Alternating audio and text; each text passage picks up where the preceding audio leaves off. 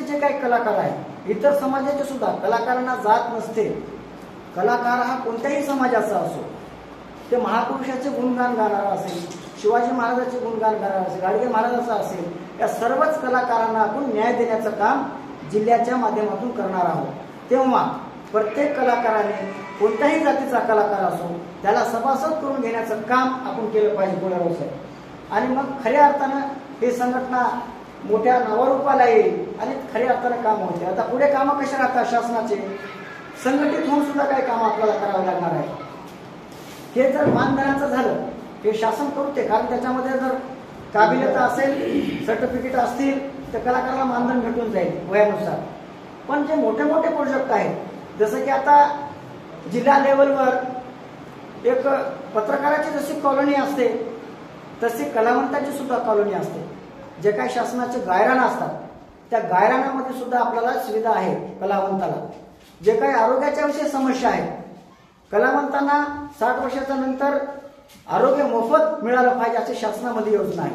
ती जिल्ह्याच्या वतीनं सुद्धा आता आम्ही प्रत्येक सभासद, वानखेडे साहेब म्हणले की जेवढे सभासद झालेले आहेत त्यांना आम्ही विमा देणार आहोत संघटनेच्या वतीने. प्रमोद आमचे महाराष्ट्राचे अध्यक्ष प्रमोद कुमार गजभारी यांनी मला आजच सांगितलं की तुम्ही कलावंताला अलाउन्स करा की जेवढे काही सभासद होतील त्यांना पहिल्यांदा आपण एक विमा एक योजना आहे, मला वाटते 50 लाखाची ते संघटना देणार आहे. त्याची माहिती आम्ही कोळेगावला देऊ आणि तुमच्यापर्यंत येईल.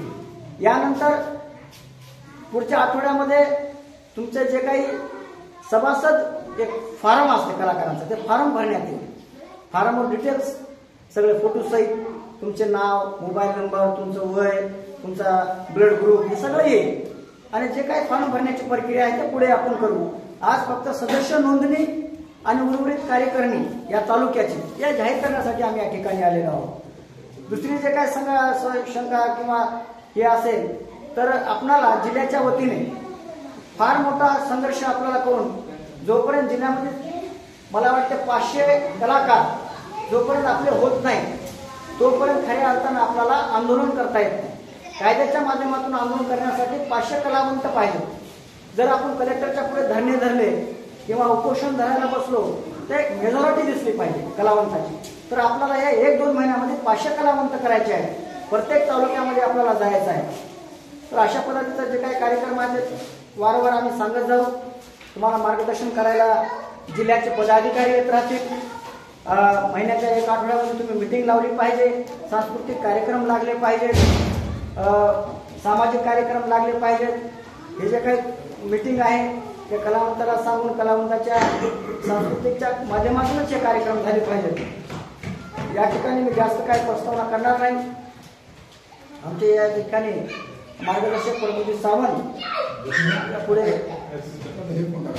पत्र द्यायचं